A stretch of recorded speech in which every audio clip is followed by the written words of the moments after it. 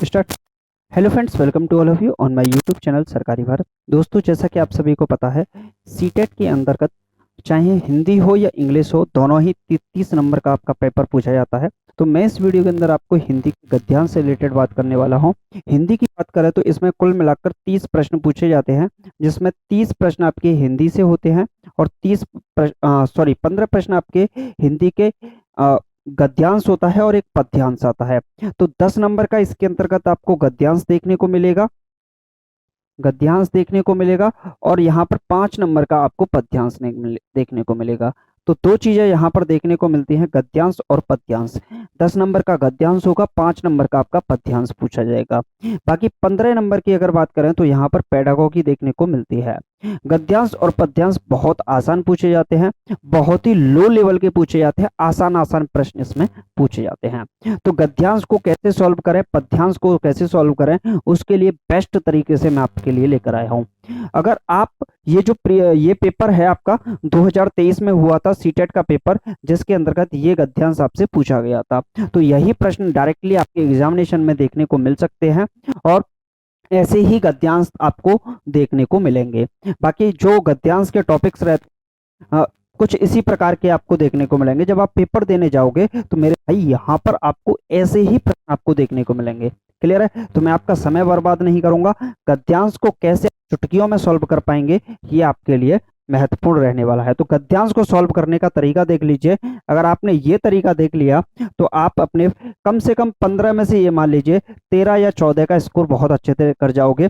10 number का जो हिंदी का गद्यांश आता है उसी में आप 10 में से 10 कर जाओगे। तो आज देख लेते हैं इस गद्यांश में किस प्रकार का गद्यांश है और कैसे प्रश्न सीटेट ने आपसे पूछे थे। तो मैं यहाँ पर लिख देता हूं ताकि आप लोगों को याद रहे। सीटेट 2023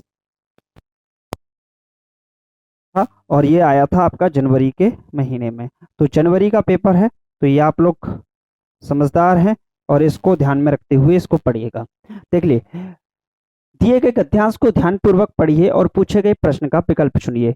जब भी आप ऐसा पढ़ रहे हैं तो आप उसको नोटेड करते हुए चलिएगा, आपका गद्यांश सही हो जाएगा। कहा जाता है, इसमें लिखा हुआ है, कहा जाता है स्वस्थ शरीर में स्वस्थ मस्तिष्क का वास होता है। किसका वास होता है? स्वस्थ मस्तिष्क का वास होता है। अब ये प्रश्न पूछ सकता है किसका वास होता है। और स्वस्थ शरीर के लिए वातावरण का शुद्ध होना, किसका शुद्ध होना? वातावरण का शुद्ध होना। ऐसे करके आप क्लिक करते जाइए। वातावरण का शुद्ध होना अत्यंत आवश्यक है। जनसंख्या की बेहिसाब वृद्धि और जनता की बढ़ती मांगों की आपूर्ति के लिए, रोजगार और आवश्यक वस्तुओं की पूर्ति के लिए बढ़ता औद्योगिकीकरण दोनों ने वातावरण की सीमा को अधिक प्रभावित किया है। अब आपसे पूछ सकता है किसने प्रभावित किया है? तो इसमें प्रभावित करने के लिए क्या था? बेहिसाब वृद्धि और जनता की बढ़ती मांगों की आपूर्ति के लिए जो रोजगार है, आवश्यक वस्तुओं की पूर्ति के लिए बढ़ता औद्योगिकीकरण। तो यहीं से प्रश्न आपका बन सकता है। ऐसी अवस्था में वातावरण का शुद्ध रहना स्वयं एक समस्या बन गया है। तो किसका एक समस्या बन गया है? किसका? वातावरण का रहना, वातावरण का शुद्ध रहना एक समस्या बन गया है आज। इसलिए प्रदूषण चाहे वायु का हो, जल का हो अथवा ध्वनि का हो, एक नितांत आधुनिक समस्या के रूप में सामने है। क्योंकि जिस वातावरण में और जिस वायुमंडल में हम सांस लेते हैं वह प्रदूषित होता जा रहा है। और यह स्थिति केवल भारत ही नहीं, ये वाली बात देखिए, केवल भारत ही नहीं बल्कि अधिकांश देशों में, यह प्रश्न यहां से बन सकता है, अधिकांश देशों में प्रदूषण की समस्या विकट होती जा रही है। वैज्ञानिकों का तो यहां तक का कथन है कि बेहिसाब हो रहे प्रदूषण की फणधारी सांप, ये वाला पॉइंट काफी अच्छा है, 100% यहां से सवाल बनेगा क्योंकि वर्ड ही ऐसा है, लिखा है उसने। कुछ ऐसे वर्ड्स आपको अगर देखने को मिल जाए तो समझ जाइएगा कि यहां से प्रश्न आपके नीचे आपको क्वेश्चन देखने को जरूर मिलेंगे। अब देखिए, बेहिसाब हो रहे प्रदूषण के फणधारी सांप को यदि शीघ्र ही नियंत्रित नहीं किया गया, अगर नियंत्रित नहीं किया गया तो ये क्या है? एक नेगेटिव वर्ड है। तो आने वाले दशकों में यह पृथ्वी मनुष्य तो क्या किसी जीवधारी के रहने योग्य नहीं पाएगी।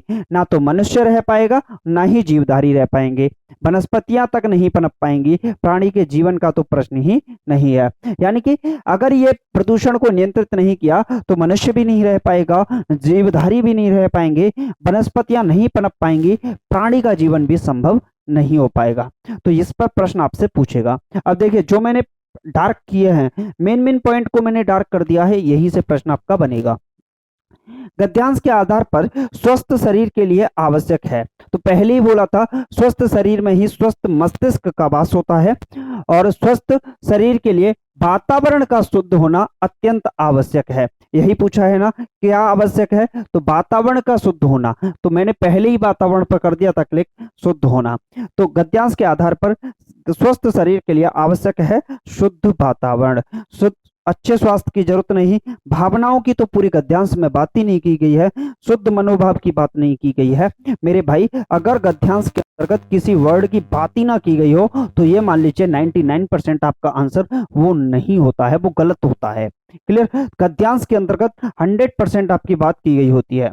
चलिए, अब यहां पर नेक्स्ट क्वेश्चन देख लेते हैं। अब नेक्स्ट क्वेश्चन क्या पूछा गया है, इसको पढ़ लेते हैं मेरे भाई। प्रश्न है आपका, वही आपको गद्यांश देखने को मिलेगा, वातावरण का बुरा प्रभाव डालने वाले मुख्य कारक क्या हैं? वातावरण पर बुरा प्रभाव डालने वाले मुख्य कारक क्या हैं? तो वातावरण पर मुख्य कारकों में औद्योगिकीकरण आपका बहुत बड़ा अहम भूमिका निभाता है। बाकी पढ़ लेते हैं।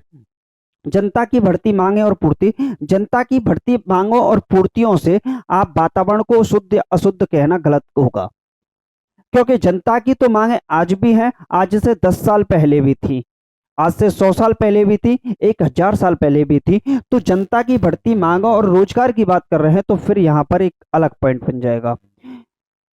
वातावरण का प्रभाव डालने वाले मुख्य कारक में जनसंख्या तथा औद्योगिकीकरण में वृद्धि। जनसंख्या में वृद्धि होना ये भी एक पार्ट है, लेकिन उससे भी उससे बड़ा पार्ट है औद्योगिकीकरण में वृद्धि होना। देखिए, मैंने पहले ही कहा था, बढ़ता औद्योगिकीकरण दोनों वातावरण की सीमा को अधिक प्रभावित करते हैं। क्लियर है? तो जनता की मांग भी आ गई इसके अंतर्गत, और बढ़ता औद्योगिकीकरण भी आ गया। रोजगार की बढ़ती मांग और पूर्ति, तो रोजगार की तो बात ही नहीं होगी यहाँ। जनसंख्या में सीमित किंतु औद्योगिकीकरण में तीव्र। जनसंख्या सीमित नहीं करेंगे यहाँ पर, क्योंकि जनसंख्या भी दिन प्रतिदिन बढ़ती जा रही है। अब तो एक सर्वे आया है, उस सर्वे में पता चला है मेरे भाई कि भारत की जनसंख्या चीन से ऊपर निकल गई है। उसके लिए आप सभी जो ऐसा आप कर पाए। क्लियर? तो ये जो आंसर होगा आपका, सेकंड ऑप्शन हो जाएगा राइट आंसर। चलिए, नेक्स्ट क्वेश्चन देख लेते हैं। नेक्स्ट क्वेश्चन है, गद्यांश के अनुसार आधुनिक समस्या है। देखिए, यहां पर आधुनिक है, और जब आया था तो मैंने पहले ही उस पर क्लिक कर दिया था, नितांत आधुनिक की बात की गई थी। तो आज इसलिए प्रदूषण चाहे वायु का हो, जल का हो अथवा ध्वनि का हो, एक नितांत आधुनिक समस्या के रूप में सामने है, क्योंकि जिस वातावरण में और जिस वायुमंडल में हम सांस ले रहे हैं वह प्रदूषित होता जा रहा है। तो आपसे पूछा है गद्यांश के अनुसार आधुनिक समस्या क्या है, तो वायुमंडल में हो रहा प्रदूषण। रोजगार की कमी कोई मतलब नहीं, जनसंख्या वृद्धि के ऊपर तो टॉपिक ही नहीं है, रोजगार की कमी के ऊपर टॉपिक नहीं है, ग्लोबल वार्मिंग तो हमारा यहाँ पर हिस्सा ही नहीं था। हालांकि ये सारे के सारे इस गद्यांश से रिलेट कर पा रहे हैं, लेकिन उससे भी अच्छा ये है वायुमंडलीय प्रदूषण, क्योंकि वायुमंडलीय प्रदूषण के अंतर्गत ही आपका जल का, ध्वनि का और यहाँ पर वायु का प्रदूषण यहाँ पर शो किया गया है। तो आप अपना आंसर कौन सा लगाओगे? वायुमंडलीय प्रदूषण ही लगाओगे। क्लियर है मेरे भाई? चलिए, नेक्स्ट क्वेश्चन देख लेते हैं। चलिए, बहुत आसान सवाल पूछे जाते हैं। क्वेश्चन है आपके सामने, प्रदूषण की समस्या केवल भारत में है, केवल एशियाई देशों में है, संसार के अधिकतर देशों में है, संसार के कुछ ही देशों में है। जब ये प्रश्न पूछा, जब मैं इसको पढ़ रहा था तो मैंने इस वाली बात को टैग भी किया था। यहाँ पर देखोगे, यह स्थिति केवल भारत ही नहीं बल्कि अधिकांश देशों में प्रदूषण की समस्या विकट होती जा रही है।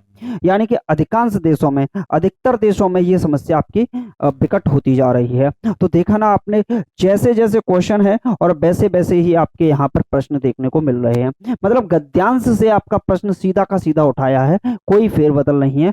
बहुत ही लो लेवल की एग्जामिनेशन में क्वेश्चन यहाँ पर पूछे गए हैं। क्लियर है भाई? चलिए, नेक्स्ट क्वेश्चन देख लेते हैं। नेक्स्ट क्वेश्चन आपके सामने है, गद्यांश बेहिसाब बढ़ते प्रदूषण, जो बेहिसाब बढ़ता प्रदूषण है, तुलना किससे की है? अगर हम बेहिसाब प्रदूषण की बात करें मेरे भाई, तो यहाँ पर आप देखोगे जनसंख्या की बेहिसाब वृद्धि और जनता की बढ़ती मांगों की आपूर्ति के लिए, रोजगार और वस्तुओं की आपूर्ति के लिए बढ़ता औद्योगिकरण दोनों वातावरण को सीमा से अधिक प्रभावित किया है। यानी कि जनसंख्या की वृद्धि भी प्रभावित कर रही है, तो कहीं ना कहीं औद्योगिकीकरण, जो इंडस्ट्रियलाइजेशन आपका हो रहा है, वो भी इसको प्रभावित कर रहा है। ठीक। और जब इस ये चीज प्रभावित कर रही है, तो बेहिसाब हो रहे इस प्रदूषण के फड़दारी सांप को यदि न कुचला गया, न नियंत्रित किया गया, तो यह दशकों आने वाले दशकों में पृथ्वी तो क्या मनुष्य के किसी भी जीवधारी रहने योग्य नहीं पाएगी। ठीक। तो इसको बात की गई है कि जो बेहिसाब बढ़ता प्रदूषण है, इसकी तुलना की गई है फणधारी सांप से। एक विषैला सांप, यानी कि एक विषैला सांप बन जाएगा, जो कि जिसको काटेगा उसको ही निगल जाएगा। बात समझ रहे हो ना? क्योंकि वातावरण आपका अशुद्ध हो जाएगा, तो ये एक तरीके से फलधारी सांप का ही पार्ट बन जाएगा। कहने का मतलब ये निकल रहा है।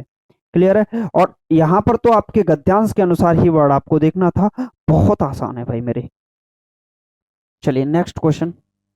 ये भी गद्यांश से प्रश्न आपका पूछा गया है, और अभी 12 बज रहे हैं, मुझे तेजी से भूख लगी है भाई। अभी मैं जाऊंगा, खाना पी के आता हूँ।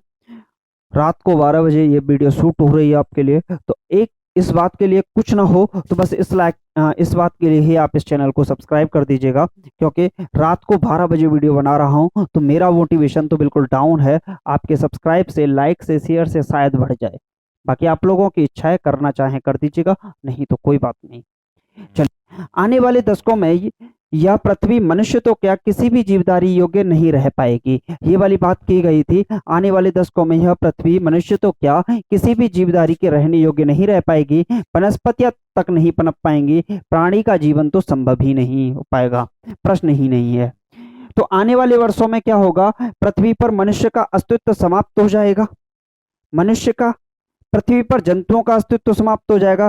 पृथ्वी पर सभी प्रकार के जीवन का अस्तित्व समाप्त हो जाएगा, क्योंकि इसमें जीव जंतुओं की बात की गई है, जीवधारियों की बात की गई है, वनस्पतियों की भी बात की गई है मेरे भाई। तो यहाँ पर कहीं ना कहीं प्राणी की भी बात की गई है।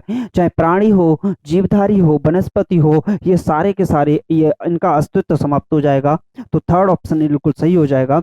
मनुष्य के अस्तित्व पर कोई आंच नहीं आएगी।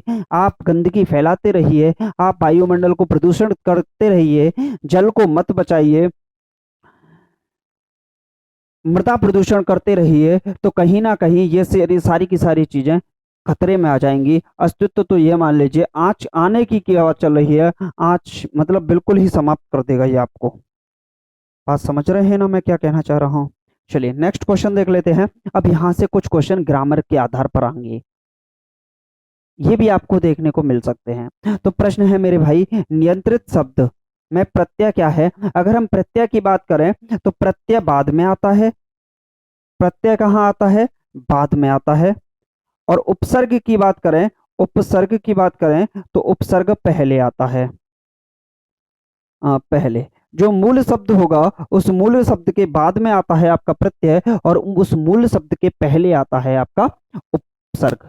क्लियर? अब यहाँ पर वर्ड है नियंत्रित। आप भूलोगे जब इसको, नियंत्रित, नियंत्रित, तो यहाँ पर आपका यंत्रित का कोई मतलब नहीं होगा, त्रित का कोई मतलब नहीं होगा, त का कोई मतलब नहीं होगा, आपका हो जाएगा नियंत्रित, यानी कि इत वर्ड आपका यहाँ पर प्रत्यय देखने को मिलेगा। क्लियर है? चलिए नेक्स्ट क्वेश्चन आपकी स्क्रीन पर है, लगाइए क्या होगा। प्रश्न है मेरे भाई, दशक में समास शब्द का भेद बताइए। देखिए, जो भी वर्ड आपको यहाँ देखने को मिलेंगे, ये कहीं ना कहीं आपके पैसेज के अंदर, गद्यांश के अंदर देखने को मिलेंगे। अभी मैंने आपको नियंत्रित कराया था, तो नियंत्रित वर्ड यहाँ पर देखने को मिलेगा। बात यहाँ होगी दशक की, तो दशक वर्ड भी आपको यहाँ देखने को मिलेगा, जिसमें आपका समास का भेद पूछा है। देखिए, यहाँ बोला था फड़दारी सांप को यदि शीघ्र ही नहीं नियंत्रित किया गया, तो आने वाले दशकों में यह पृथ्वी मनुष्य तो क्या किसी भी जीवधारी के रहने योग्य नहीं रह पाएगी। देखिए, यहाँ मेरे भाई सीधी सीधी बात की गई है आपसे कि दशकों, दशकों का मतलब हो गया, मैं अगर यहाँ लिख दूं दशकों, बाकी आप लोग समझते हैं दशकों का मतलब, तो दशकों का मतलब होता है 10 वर्षों का समूह। 10 वर्षों का समूह। किसकी बात की गई यहाँ पर 10 वर्षों के समूह की बात की गई है। जब समूह की बात की जाती है तो वहां पर होता है आपका द्विक समास। अगर मैं आपसे बात करूं एक वर्ड पंचवटी, तो इसमें भी क्या होगा, 5 बटों का, 5 वृक्षों का जो समूह होगा वो पंचवटी होगा। क्लियर है नहीं मेरे भाई? तो यहाँ भी क्या हो जाएगा आपका द्विक समास हो जाएगा। जहां भी संख्या या समूह की बात की जाएगी वहां पर आपको द्विक समास देखने को मिलेगा। द्वंद्व समास में की बात करें तो द्वंद्व समास के अंतर्गत आपको जैसे रात दिन बोलते हैं, तो अगर ऐसे देखने को मिल जाए तो द्वंद्व समास मिल जाएगा। अगर आपको बीच में योजक चिन्ह भी देखने को मिल जाए तो ये समझ लीजिएगा आपको द्वंद्व समास दिख रहा है। बहुब्रीहि समास के लिए बात करें तो बहुब्रीहि समास का मतलब ऐसे लिख दीजिए आप दशानन, 10 हैं जिसके आनन, तो कौन होता है रावण। यानी कि ये किसी और को ही वर्णित करेगा। जब आप इस वर्ड को बोलेंगे तो इसका मतलब कोई तीसरा अर्थ ही निकलेगा। तो यहाँ बहुब्रीहि समास देखने को मिलेगा। तो ये ऑप्शन तो आपका थर्ड ही था। कौन सा था? द्विक समास आपका बिल्कुल सही था। क्लियर है मेरे भाई? चलिए एक लास्ट क्वेश्चन और बचा है शायद इसका। हाँ जी, गद्यांश का आपका लास्ट प्रश्न बचा है, अंतिम प्रश्न बचा है। ये शब्द से पूछा गया है। प्रश्न है मेरे भाई, समूह से भिन्न शब्द क्या है? समूह से भिन्न शब्द क्या है? आधुनिक, आवश्यक, स्वस्थ या स्वास्थ्य। चलिए तो यहाँ पर थोड़ा सा मैं आपको गद्यांश की ओर भी लेके चलता हूँ। गद्यांश बहुत ज्यादा हेल्प करेगा। देखिए आवश्यक की बात की गई थी यहाँ पर, अगर आप देखोगे तो अत्यंत आवश्यक है, आवश्यक की बात यहाँ पर देखने को की गई थी। इसके बाद बात करें आधुनिक की बात की गई थी या नहीं की गई थी, तो इसी के अंतर्गत अगर आप देखते हैं,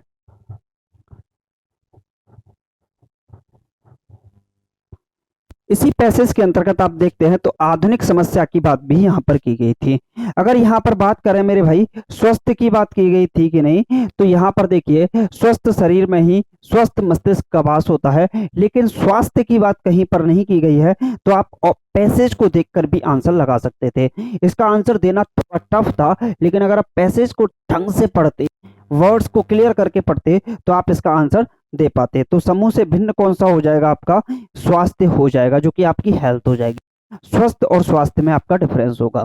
तो मेरे भाई देखा आपने 10 के 10 प्रश्न आपके गद्यांश से ही थे, चाहे वो आपकी ग्रामर यानी कि व्याकरण के प्रश्न हो या फिर आपके सीधे डायरेक्टली गद्यांश से पूछे गए प्रश्न ही क्यों ना हो। बहुत आसान सवाल आते हैं, ऐसे ही सवाल आते हैं। मैं पर डे आपको एक गद्यांश कराऊंगा ताकि आप पेपर में टैकल करने की बात क्या है, इस गद्यांश को लगभग 5 मिनट में 10 क्वेश्चन को आप टैकल कर पाए, फोड़ पाए।